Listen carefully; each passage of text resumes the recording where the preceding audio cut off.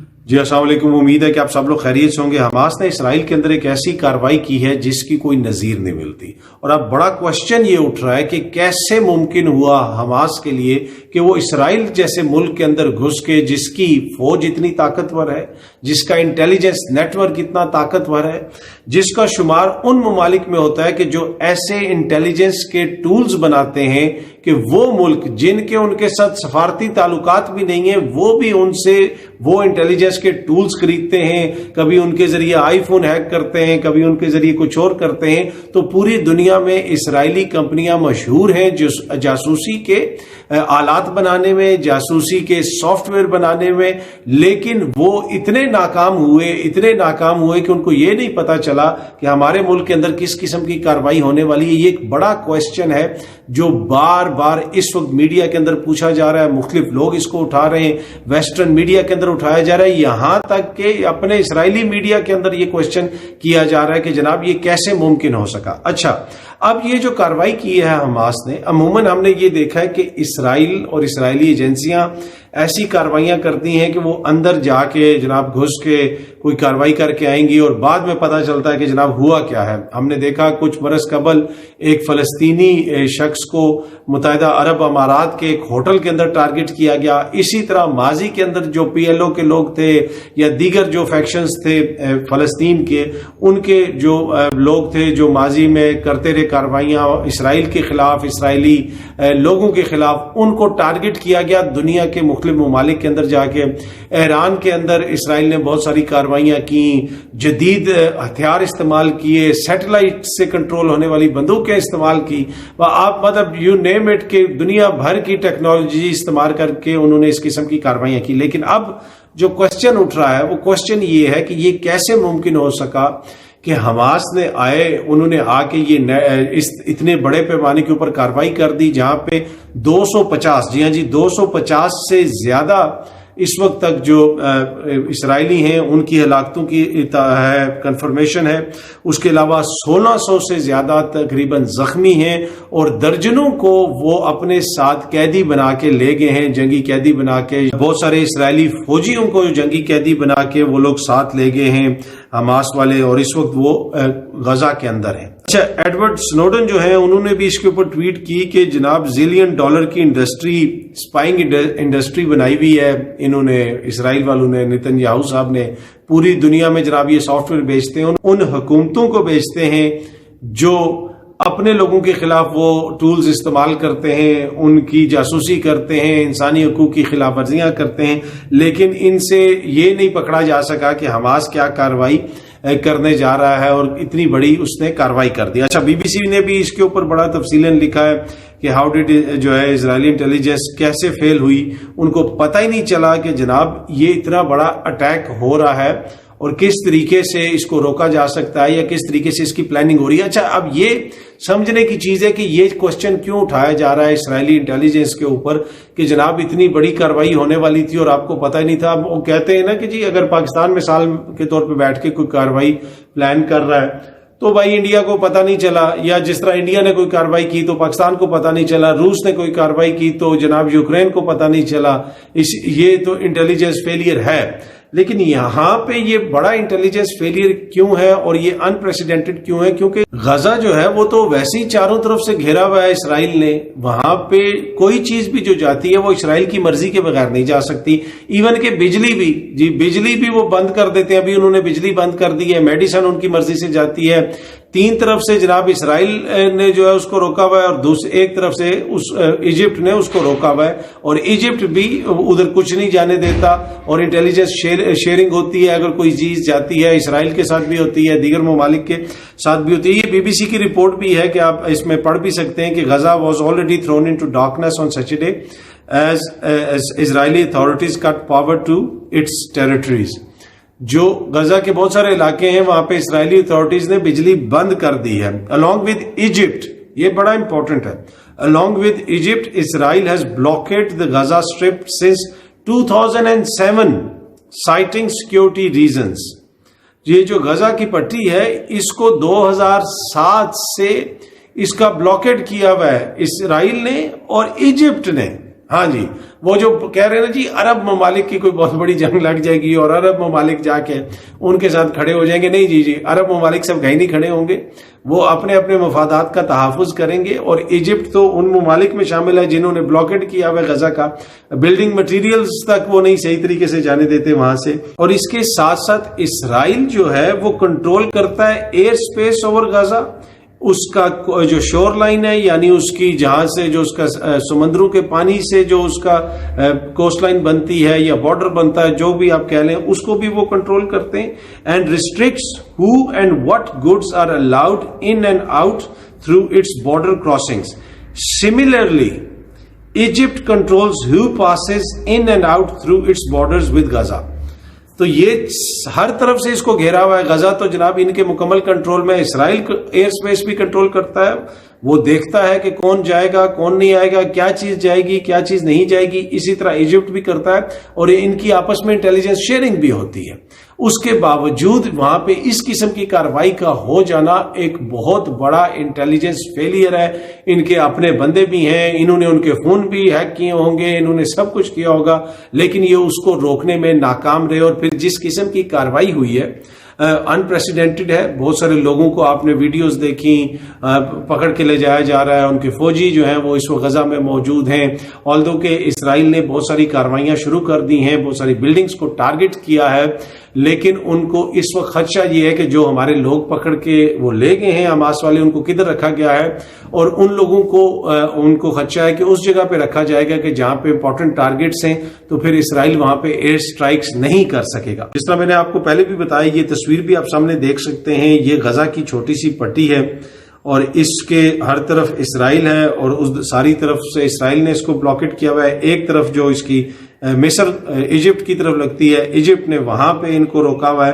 تو کوئی بھی یہ لینڈ لاکڈ ایریا ہے، ایک طرح سے یہ لینڈ لاکڈ ایریا ہے. اور دوسری طرف سے جہاں سے سمندر ہے وہاں سے بھی اسرائیل نے ساری ناکہ بندی کی ہوئی ہے. تو یہاں پہ کچھ ہونا تو یقیناً بہت بڑا فیلئر ہے انٹیلیجنس کا، جس طرح میں پہلے بھی کہہ رہا تھا. اچھا، کہا جا رہا ہے کہ جی عرب ممالک کھڑے ہو جائیں گے اور وہ فلسطین کا ساتھ دیں گے. نہیں، ایسا کچھ بھی نہیں ہونا جناب. یہ اسی طریقے سے اب اسرائیل کارروائی کرے گا، بڑے پیمانے پہ وہاں پہ فلسطینیوں کو مارے گا، ان کی بلڈنگز وغیرہ وہ تباہ کریں گے. ایک بس ان کو ہے اس دفعہ جو ان کے ساتھ ہوا ہے، جو جتنی بڑی تعداد میں ان کے لوگوں کو پکڑ کے لے گئے ہیں، اور میڈیا پہ جس طریقے سے سوشل میڈیا کے اوپر وہ چیزیں چل رہی ہیں، وہ اسرائیل کے لیے ایک بہت بڑا نقصان ہے. بہت بڑا نقصان اس لیے ہے کہ اس نے ایک ریپوٹیشن بنائی ہوئی ہے کہ جناب وہ ان کا جو ہے سیکیورٹی آپریٹرس ہے وہ اتنا اسٹرانگ ہے کہ کوئی بھی آ کے وہاں پہ کچھ نہیں کر سکتا. پورے خطے کے اندر کوئی ان کو ٹیک آن نہیں کر سکتا. اور یہاں پہ ایک گروپ نے، ایک چھوٹے سے گروپ نے جس کی لمیٹڈ سی ریسورسز ہیں، انہوں نے اتنی بڑی کارروائی کر دی ہے. تو یہ ایک بہت بڑا ایشو بن گیا ہے. اب وہ اس کو کس طرح کنٹرول کریں گے، کس طریقے سے اس تاثر کو اب وہ زائل کریں گے کہ جناب ہم وہ جو ہے ایک طرح سے ناقابل تسخیر نہیں ہے. یہ تاثر بن گیا ان کا کہ وہ ناقابل تسخیر نہیں ہے. باقی تو مشرق وسطیٰ میں یہ تاثر ہے کہ جی وہ ناقابل تسخیر ہیں.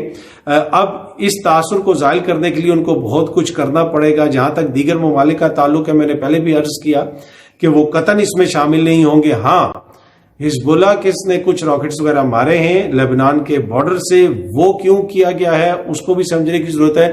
وہ بنیادی طور پہ ایک طرح سے وارننگ ہے کہ آپ جی ٹھیک ہے، آپ بمباری کر لیں، آپ فضا سے ان کے اوپر حملے کر لیں، لیکن آپ نے کسی قسم کی گراؤنڈ کارروائی اگر آپ نے یہ کہا کہ آپ غزہ کے اندر اپنی فوجیں بھیجیں گے اور جا کے وہاں پہ قبضہ کریں گے، تو پھر جو ہے سچویشن لیبنان والے جو بارڈر ہے جہاں پہ حزب اللہ جس کو کنٹرول کرتا ہے، جس کو ایران بیک کرتا ہے، وہ لوگ بھی زمینی کارروائی کر سکتے ہیں. تو پھر آپ کو 2 فرنٹ وار کا سامنا ہوگا. یہاں سے آپ کے خلاف کارروائی ہو سکتی ہے. اچھا، باقی جس طرح میں نے عرض کیا کہ اس کے اوپر ری ایکشن بھی آ رہا ہے، سیاسی ری ایکشن بھی دنیا بھر سے لوگ دے رہے ہیں. چیئرمین تحریک انصاف خود تو جیل میں ہیں، لیکن ان کی پارٹی نے مشاورت سے ان کے ٹویٹر اکاؤنٹ کے اوپر ایک اس پہ اپنا رد عمل دیا ہے. اس میں لکھا ہے کہ چیئرمین عمران خان نے ہمیشہ فلسطین کاز کی وکالت کی ہے اور ہمیشہ کرتے رہیں گے. ان کا ہمیشہ سے یہ موقف رہا ہے کہ جبر و تسلط، قبضہ اور امن ساتھ ساتھ نہیں چل سکتے. 1948 کے پہلے انہوں نے وہ پورا پھر اس کا لکھا کہ جناب جس طریقے سے فلسطینیوں کے ساتھ سلوک ہوتا رہا، یہ اسی کا نتیجہ ہے کہ جب تک وہاں پہ امن نہیں ہوگا، ایک جسٹ انصاف پہ مبنی سلوشن نہیں نکالا جائے گا تب تک اس طرح کی چیزیں چلتی رہیں گی. عمران خان تو قید میں ہیں, ان کی پارٹی کا یہ رد عمل آ گیا ہے. میاں صاحب آزاد ہیں اور اب سنا ہے کہ وہ سعودی عرب بھی جا رہے ہیں, مشرق وسطیٰ بھی جا رہے ہیں, پر ان کے ٹویٹر اکاؤنٹ پہ ابھی تک میاں صاحب نے کچھ نہیں لکھا. مریم بی بی نے بھی ابھی تک اسرائیل کی کوئی مذمت نہیں کی ہے, اسرائیل کے خلاف ابھی تک ان لوگوں نے کچھ نہیں لکھا. اوبیسلی سیاسی ایکٹیویٹی چل رہی ہے تو اس وجہ سے وہ انہوں نے شاید ابھی تک نہ لکھا. اور شہباز شریف صاحب نے ضرور اس کے اوپر کمنٹ کیا ہے, دیگر پاکستان کے جو سیاستدان ہیں انہوں نے بھی کمنٹ کیا ہے, لیکن نواز شریف صاحب کے ٹویٹر اکاؤنٹ سے ابھی تک اس حوالے سے کچھ نہیں لکھا گیا. اچھا, اب اگلی خبر یہ ہے کہ جناب کے نواز شریف صاحب جو ہیں وہ جا رہے ہیں مشرق وسطیٰ پاکستان آنے سے پہلے. اب یہ جو خبر ہے سامنے ایکسپریس کی, اس کے مطابق نواز شریف نے لندن میں اپنا قیام بڑھا دیا ہے. کچھ دن انہوں نے اپنا قیام بڑھایا ہے. 9 اکتوبر کو لندن سے سعودی عرب روانہ ہوں گے. بعد ازاں 14 اکتوبر کو امارات اور 21 اکتوبر کو نجی فلائٹ سے شام 6 بجے وہ لاہور پہنچیں گے. اچھا, اب یہ وہ جا رہے ہیں سعودی عرب جا رہے ہیں, متحدہ عرب امارات جا رہے ہیں.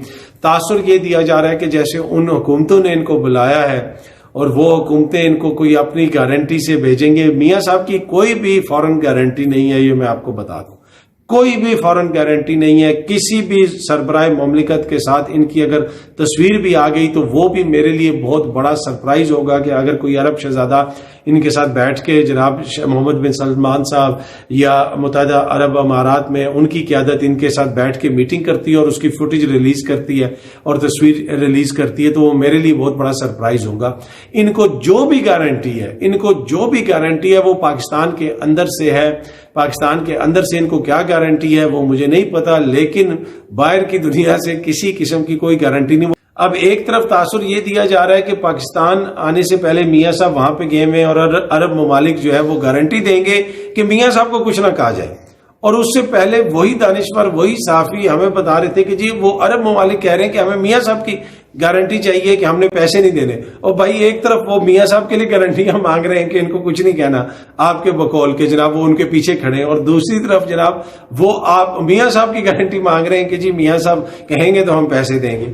کیا یہ ایڈ ہوتا ہے؟ یہ ایڈ اپ نہیں ہوتا. اب میاں صاحب جب آئیں گے ان کو, جس طرح میں نے پہلے بھی کہا کہ مجھے نہیں پتا کہ ان کے پاس کون سی گارنٹی ہے, کس عرب ملک یا کس بیرونی طاقت کی کوئی گارنٹی ہے. میرا نہیں خیال کوئی ایسی گارنٹی. ہاں ان کے پاس جو بھی گارنٹی ہے وہ ملک کے اندر سے ہی ہے. اس لیے کہ اگر آپ یہ خبر بھی پڑھیں ایکسپریس کی تو مسلم لیگ نون کی جانب سے نواز شریف کی حفاظتی ضمانت کے لیے لاہور ہائی کورٹ میں 19 اکتوبر کو درخواست دائر کی جائے گی. تو ہو سکتا ہے کہ لاہور ہائی کورٹ درخواست انٹرٹین ہی نہ کرے, وہ کہے کہ ٹھیک ہے جی 29 تاریخ کو ہم لگا دیں گے, ٹھیک ہے, یا وہ اس میں وہ جج صاحب کو چھٹی پہ چلے جائیں, جس طرح وہ فرق حبیب صاحب کے مقدمے میں جج صاحب چھٹی پہ ہیں اور اس دن وہ درخواست نہ سنی جا سکے.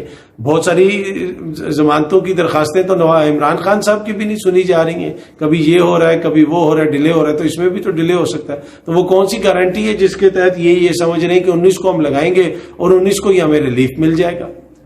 وہ ہو سکتا ہے نا, پاکستان کا انصاف اتنی جلدی تو کسی کو نہیں ملتا. تو یہ امید کون سی ہے اور کس امید کے اوپر یہ ویٹ کر رہے ہیں 19 تاریخ تک؟ لیٹس سی, دیکھتے ہیں. جس طرح میں نے پہلے بھی کہا کہ میاں صاحب کی اگر کوئی گارنٹی ہے تو وہ پاکستان کے اندر سے ہی ہو سکتی ہے, باہر سے کوئی گارنٹی نہیں ہو سکتی. جس طرح پہلے بھی میں نے عرض کی کہ میاں صاحب کے ٹویٹر اکاؤنٹ سے بھی جو آخری ٹویٹ ہوئی ہے وہ ابھی 2 اکتوبر کو ہوئی اور اس میں بھی طلال چودھری کو توہین عدالت میں ناحق 5 سالہ نااہلی کی سزا ثابت قدمی سے کاٹنے پر مبارکباد دیتا ہوں. یہ وہ آخری ٹویٹ ہے جس میں انہوں نے طلال چودھری صاحب کو مبارکباد دی ہے, وہ جو 5 سال کی نااہلی کی سزا کاٹنے کے اوپر. فلسطین اور اسرائیل کے حوالے سے ابھی تک ان کی کوئی ٹویٹ نہیں آئی ہے. آخری ٹویٹ طلال چودھری کو مبارکباد کی ہے. تو جس طرح میں نے عرض کیا کہ آخری ٹویٹ جو ہے وہ طلال چودھری صاحب کے حوالے سے ہے. فلسطین کے معاملے پہ ابھی تک کوئی ٹویٹ نہیں ہے. اب وہ مشرق وسطیٰ جا رہے ہیں, ہو سکتا ہے کہ وہ سعودی عرب جا رہے ہوں اور وہاں پہ جا کے وہ کوئی ایسی پریس کانفرنس کر دیں اور فلسطین کے حوالے سے کوئی ایسی باتیں کریں اور بتائیں کہ پوری امت مسلمہ کو فلسطین کے پیچھے کھڑا ہونا چاہیے. اور یہ بھی ہو سکتا ہے کہ آپ کو یہ بھی بتایا جائے کہ وہ اس لیے جا رہے ہیں کہ وہ فلسطین کا مسئلہ بھی ڈسکس کریں گے وہاں پہ اور کہیں گے کہ فلسطین کی کھل کے حمایت کی جائے. اینی اس حوالے سے جو بھی پیش رفت ہوگی, میاں صاحب فلسطین کے مسئلے کو حل کرنے کے لیے مشرق وسطیٰ میں جو بھی کچھ کریں گے, جو بھی کوششیں کریں گے, مذاکرات کریں گے, ہماری کوشش ہوگی کہ آپ کے ساتھ شیئر کی جائے. اچھا, دوسری طرف مولانا فضل الرحمان صاحب نے فرمایا ہے کہ آپ کو الیکشن کی فکر ہے جبکہ ریاست ڈوب رہی ہے. یہ انہوں نے کہیں پہ بات کرتے ہوئے کہا ہے کہ جناب ریاست اس وقت ڈوب رہی ہے اور الیکشن کی فکر کی جا رہی ہے. باقی جو بہت سارے لوگ جیلوں میں ہیں ان کا ذکر بھی ہوا.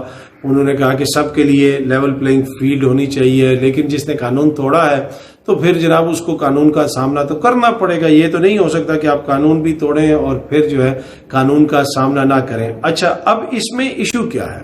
ان جماعتوں کو اچانک ریاست کی فکر پڑ گئی ہے اور الیکشن ان کو پیچھے نظر آنا شروع ہو گیا ہے. اسی طرح اگر آپ نون لیگ کو بھی دیکھیں, وہ الیکشنز کے حوالے سے اس طریقے سے بات چیت نہیں کر رہے جس طرح پیپلز پارٹی والے کر رہے ہیں کہ جناب فوراً الیکشن کروائے جائیں, لیکن 2 صوبوں کے اندر وہ نہیں کرتے تھے.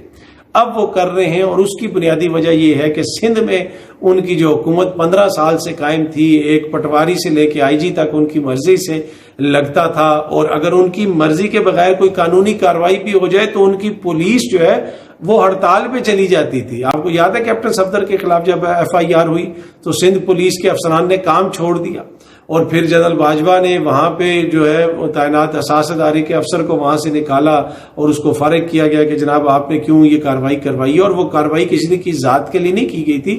قائد اعظم کے مزار کے اوپر مبینہ طور پہ جو نعرہ بازی ہوئی اس کے اوپر ہوا کہ یہ جی توہین قائد اعظم کے مزار کی توہین کی گئی ہے, ایسا نہیں ہونا چاہیے تھا. اس پہ ایک FIR کٹوائی گئی, اور پھر اس کا جو رد عمل آیا سندھ کی اعلیٰ پولیس افسران کی جانب سے وہ بھی انپریسیڈنٹڈ ہے. پاکستان کی تاریخ میں کبھی بھی پولیس نے اس طریقے سے نہیں کیا کہ جناب وہ کوئی چھٹی پہ چلا جائے, کوئی کام کرنے سے انکار کر دے, لیکن اس وقت ہوا. اور وہ وہی ہے جو تسلسل ہے مسلسل پیپلز پارٹی کی حکومت کا, جو مسلسل وہاں پہ جسے آپ حکومت کر رہے ہیں اور ان کی مرضی کے بغیر. جس طرح میں نے عرض کی کہ جو بھی بندہ لگتا ہے وہ ریاست سے زیادہ ان کا وفادار ہوتا ہے, ریاست سے زیادہ وہ ان کا وفادار ہوتا ہے, اور اس کا عملی مظاہرہ ہم نے پھر دیکھا وہاں پہ جو پولیس افسران نے کیا اس دور میں. اچھا, اب ان کو ایشو یہ ہے کہ اب ان کی مرضی کے بندے نہیں لگ رہے, نیب کے کیسز بھی کھل رہے ہیں, تو وہ تو کہہ رہے ہیں کہ فوراً جناب انتخابات کروائے جائیں. لیکن نون لیگ کا المیہ اور ان مولانا کا المیہ یہ ہے کہ یہ وائپ آؤٹ ہو جائیں گے سیاسی طور پہ. الیکشن ہوتے ہیں تو ان کا نام و نشان نہیں رہے گا.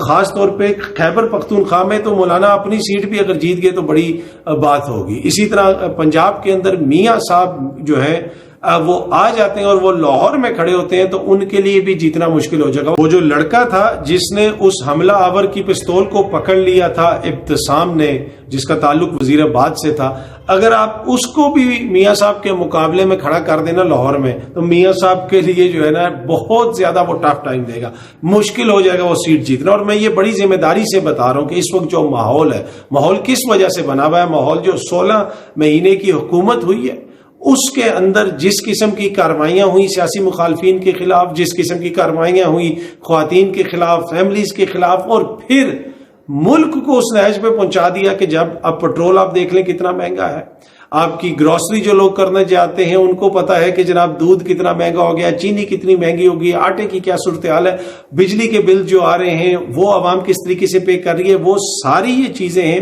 جس کی وجہ سے میاں صاحب کو ان کی اپنی جماعت کے اندر سے پیغام بھجوایا گیا کہ آپ کی واپسی میں عوام کو کسی قسم کی کوئی دلچسپی نہیں ہے, اور جس دن بھی الیکشن ہوگا عوام کو اپنا غصہ نکالنے کا موقع ملے گا, غصہ نکالنے کا موقع ملے گا, اور وہ بیلٹ پیپر کی پرچی کے ذریعے کریں گے. اور وہ ابتسام وزیر آباد والا جس نے خان صاحب کے اوپر حملہ کرنے والے شخص کو پکڑا تھا اور اس کی پستول کو ہلا دیا تھا اور پھر خان صاحب کو اس طرح گولیاں نہیں لگ سکی تھیں, تو اگر ابتسام بھی میاں صاحب کے مقابلے میں کھڑا کر دیا, آلدو کہ اس کا تعلق وزیر آباد سے, اس کو لاہور میں جا کے آپ کھڑا کر دیں تو جناب وہ بھی جو ہے میاں صاحب کو ٹف ٹائم دے گا اور میاں صاحب کے لیے جیتنا مشکل ہو جائے گا. باقی وہ جو وہاں پہ ان کی ورکرز ہیں جو اس وقت جیل کے اندر ہیں, تحریک انصاف والی صنم جاوید ہو گئیں, طیبہ راجہ ہو گئیں, دیگر خواتین ہیں, عالیہ حمزہ ملک ہو گئیں, لاہور میں تو یہ انہوں نے کسی کو قریب نہیں لگنے دینا. اگر ان کو لاہور کے اندر ٹکٹ دے دیے جائیں, میں آپ کو بڑی ذمہ داری سے کہہ رہا ہوں کہ جیل کے اندر ہوتے ہوئے یہ جو ہے لاہور میں الیکشنز جیت جائیں گے. اب لاہور میں جتنی پنجاب اسمبلی کی سیٹیں ہیں, جتنی این اے کی سیٹیں ہیں, اب وہ فیصلہ تو انہوں نے کرنا ہے تحریک انصاف والوں نے کہ انہوں نے کس کو ٹکٹس دینے ہیں, لیکن یہ لاہور کی بہت ساری سیٹیں جو ہے یہ لوگ ہی جیت جائیں گے. پر اوبیسلی اس وقت تحریک انصاف کے لیے بہت سارے انتظامی مسائل بھی ہیں. کیا وہ اس دن اس طریقے سے الیکشن لڑ سکیں گے, ان کے لوگوں کو اس طرح کھڑا ہونے دیا جائے گا. اب ایک چیز جس کا بار بار موازنہ کیا جاتا ہے, جس کا بار بار ذکر کیا جاتا ہے کہ جی پاکستان تحریک انصاف کو ان حالات کا سامنا ہے جو 2018 میں نون لیگ کو جن حالات کا سامنا تھا. دیکھیں نو ڈاؤٹ سچ یہ ہے, حقیقت یہ ہے کہ 2018 میں اسٹیبلشمنٹ کی سپورٹ عمران خان کو حاصل تھی, اسٹیبلشمنٹ عمران خان صاحب کے پیچھے تھی, لیکن عمران خان صاحب کو پاپولر ووٹ پڑا تھا, وہ بڑے بڑے جلسے کر رہے تھے, ان کو بھی تو ساری سپورٹ حاصل تھی. کیا یہ جلسے کر سکے؟ کیا یہ 16 ماہ کے دوران انہوں نے کیا کیا؟ اور 16 ماہ کے بعد جب عمران خان کی حکومت ختم ہوئی اور کہا گیا کہ جناب ریڈ لائن لگا دی گئی ہے, تو اس کے بعد پھر جو ضمنی انتخابات ہوئے وہ کون جیتا, کون ہارا؟ اچھا, اب یہ جو موازنہ کیا جاتا ہے نا کہ جی 2018 میں نون لیگ کو بھی ان حالات کا سامنا تھا اور اب پی ٹی آئی کو ان حالات کا سامنا ہے, بھائی ایسی سچویشن کبھی بھی نہیں تھی, کبھی بھی نہیں تھی. 2018 کی اگر میں آپ کو کہانی سناؤں کہ 2018 کی الیکشن کی رات کو خواجہ آصف صاحب جنرل باجوہ آرمی چیف کو فون کر کے کہہ رہے تھے میں ہار رہا ہوں, یہ سچویشن تھی. اور دوسری طرف آج خواجہ آصف کا جو مخالف ہے جس نے وہاں پہ الیکشن لڑنا تھا, عثمان ڈار, کیا اس پوزیشن میں ہے؟ عثمان ڈار کے ساتھ کیا ہو رہا ہے, اس کی فیملی کے ساتھ کیا ہو رہا ہے, ان کے کاروبار کے ساتھ کیا ہو رہا ہے. پھر یہ کہا جاتا ہے جی وہ 1.5 سال 6 مہینے وہ جیل میں رہے, انہوں نے پارٹی کو نہیں چھوڑا. بھائی اچھی بات ہے, وہ جماعت کے ساتھ کھڑے ہوئے اور ان کی جماعت کے اوپر بھی بڑے بھونڈے قسم کے مقدمات ہوئے, اس قسم کے مقدمات FIRs درج کروائی گئیں جن کا نہ کوئی سر تھا نہ پاؤں تھا, جس میں رانا ثناء اللہ صاحب اور دیگر لوگوں کے اوپر بہت ساری چیزوں کا آپ یہاں پہ ذکر کر سکتے ہیں. آدھی رات کو عدالتوں سے ان کو بھی گرفتار کیا گیا, حنیف عباسی صاحب کو گرفتار کیا گیا, لیکن وہ سارے جو ہیں وہ لیگل سرکل کے اندر تھے. وہ یہ نہیں تھے کہ لاپتہ ہو گیا. فرق حبیب آج کدھر ہے؟ صداقت عباسی غائب تھا, کوئی پتہ نہیں چل رہا تھا جناب صداقت عباسی کدھر ہے. جو بندہ ہوتا ہے وہ غائب ہو جاتا ہے. تو وہ جو لیگل سرکل میں ہی نہیں ہے, تو انہوں نے ان کا اور وہ لوگ جو گرفتار ہو چکے ہیں وہ دو ڈیفرنٹ چیزیں. وہ تو دیکھیں نا عدالتوں میں بھی پیش ہو رہے تھے, عدالتیں پوچھ بھی رہی تھی, عدالتیں رپورٹ بھی مانگ رہی تھی. یہاں پہ تو عدالتیں پوچھ رہی ہیں کہ فرق حبیب کدھر ہے. بھائی پہلے وہ پوچھ رہی تھی صداقت عباسی کدھر ہے. صداقت عباسی آیا, انٹرویو بھی کہیں پہ اس کا ہو گیا, ویڈیو بھی بن گئی, سب کچھ ہو گیا, پر وہ کدھر تھا اتنے دن کسی کو نہیں پتا تھا. وہ جو آ کے اپنی والدہ سے مل رہے ہیں, رو رہے ہیں, تو وہ ایک طرح سے ثبوت کے طور پہ دکھایا جا رہا ہے کہ جناب وہ اپنی والدہ سے ملیں, تو اٹ مینس کہ وہ ان سے بھی ان کا کوئی رابطہ نہیں تھا نا. تو وہ کدھر تھا, کہاں پہ تھا؟ کیا ایسی صورتحال کا سامنا تھا نون لیگ کو؟ نہیں, ایسی صورتحال کا سامنا نہیں تھا. کسی بھی سیاسی جماعت کو ایسی صورتحال کا سامنا نہیں ہونا چاہیے. الیکشن لڑیں, تمام جماعتیں محب وطن ہیں, جس کو عوام ووٹ دے گی وہ حکومت بنا لے. تو جس طرح میں نے عرض کی کہ اس طرح کے حالات کا سامنا نہیں تھا. پاکستان تحریک انصاف کی جو قیادت ہے, جو سینئر ان کے لیڈرز ہیں, اس حلقے میں جہاں پہ ان کے سخت مقابلے ہونے ہیں, وہ تو سارے روپوش ہو رہے ہیں, سارے غائب ہوئے ہیں, کسی کا کوئی پتہ نہیں ہے. آپ کو یاد ہوگا کہ استعفے بھی جب منظور کیے گئے تھے تو چند مخصوص حلقوں کے استعفے جو ہے کہا گیا تھا کہ منظور کر لیں گے کیونکہ یہاں پہ ان کی پوزیشن کمزور ہے. پر وہ سیٹوں پہ بھی عمران خان کھڑا ہو گیا تھا اور 9 میں سے غالباً 7 سیٹیں وہ جیت گئے تھے. اب تو سچویشن اور زیادہ تبدیل ہو چکی ہے. اب تو عوام اور زیادہ جو ہے بدظن اور بددل ہو گئی ہے ان کی 16 ماہ کی حکومت کے بعد. اور اسی وجہ سے اب یہ جو جلسے کر رہے ہیں یہ بات کرتے ہیں 2013 کی, اور اس سے زیادہ عوام کے شعور کی توہین نہیں ہو سکتی. اس سے زیادہ عوام کے شعور کو تھپڑ نہیں مارے جا سکتے کہ آپ ان کو بتا رہے ہیں کہ جناب 16 مہینے کا آپ ذکر ہی نہیں کر رہے, آپ 2013 کی فگرز بتا رہے ہیں, 2016 کے فگرز بتا رہے ہیں, 2017 کے فگرز بتا رہے ہیں. وہ کتنے زبردست فگرز ہیں وہ ایک الگ بحث ہے, اس بحث میں آپ نہیں جاتے. لیکن آپ دیکھیں کہ یہ عوام کو کتنا بیوقوف سمجھتے ہیں, یا پھر ان کو پتا ہے کہ ہمارا جو ووٹر سپورٹر ہے اس کے شعور کا لیول کیا ہے کہ اس کو ہم یہ بیانیاں بھی بیچ دیں گے, اس کو ہم یہ بیانیاں بیچ دیں گے کہ جناب خوشحالی آ رہی ہے کیونکہ میاں صاحب آ رہے ہیں. 2013 میں انہوں نے بڑی خوشحالی لائی تھی, اور اب یہ جو 16 ماہ میں ان کی ٹیم اور وہی لوگ جو روز ٹی وی پہ آتے تھے وہی جلسوں میں اور اب جا کے تقریریں کر رہے ہیں کہ وہ جی 2013 والے حالات. تو بھائی ٹیم تو ساری ان کی تھی, وہ کون سا ایسا فارمولا تھا جو انہوں نے نہیں دیا کہ آپ نے بھائی سے دشمنی کی. تو اب آپ دیکھ لیں کہ ان کی نظر میں ان کا جو ووٹر سپورٹر ہے وہ کتنا کند ذہن, کتنا جاہل ہے کہ وہ اس بیانیے کو لے لے گا, اس بیانیے کو بائے کر لے گا. یا پھر دوسرا یہ ہے کہ اب اتنی ڈیسپریشن ہے کہ یار اور تو کچھ ہے ہی نہیں ہے, چلو کچھ تو بولے نا, کچھ تو دینا ہے, کچھ تو بیانیہ پیش کرنا ہے. نہ مزاحمت کا بیانیہ رہا, نہ احتساب کا رہا, تو کچھ تو بولے. تو اس کے لیے پھر جناب وہ یہ بیانیہ پیش کر رہے ہیں اور عوام اس کو بائے کرے گی. میں اگین آپ کو بار بار کہتا ہوں کہ یہ 2023 ہے, یہ ٹک ٹاک کا دور ہے, عوام کے شعور کی آپ ایسے توہین نہیں کر سکتے. اچھا, آخر میں ایک چھوٹی سی چیز جو میں آپ سے شیئر کرنا چاہتا ہوں کہ وہ جج صاحب نے جناب ایک پروٹوکول کا لیٹر لکھ دیا کہ ان کے بیٹے کو پروٹوکول دیا جائے پاکستان سے امریکہ تک تمام ایئرپورٹوں پہ.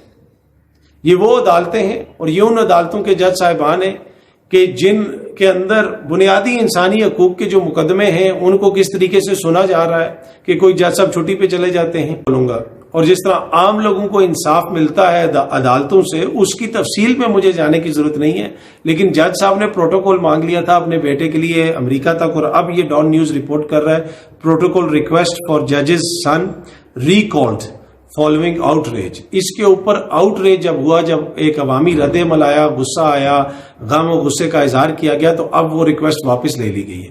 لیکن اس نظام کو آپ دیکھیں کہ جس نظام کے اندر اس طرح کی ریکویسٹ بھیجنے کی گنجائش ہے, کیا وہ نظام کبھی بھی آپ کو اور مجھے انصاف دے سکتا ہے؟ کیا وہ نظام کبھی بھی عام پاکستانی کو انصاف دے سکتا ہے؟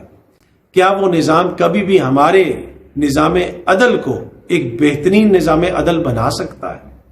یہ وہ نظام ہے جہاں پہ نون لیگ کانفیڈنٹ ہے کہ 19 تاریخ کو ہم ڈالیں گے پٹیشن اور میاں صاحب کو جناب راہداری ضمانت مل جائے گی. یہ وہ نظام ہے جس نظام کے اندر یہ جو ہے وہ گنجائش پیدا کرتا ہے کہ ایک 4 سال سے مفرور اشتہاری مجرم بالکل کانفیڈنٹ ہو کے یہ کہہ رہے ہیں جو عدالتوں کو مطلوب ہیں, اور وہ آئیں گے اور ان کو جناب راہداری ضمانت مل جائے گی. اس نظام کے اندر پھر اس طرح کے لیٹرز بھی آتے ہیں, اس طرح کی ریکویسٹ بھی آتے ہیں.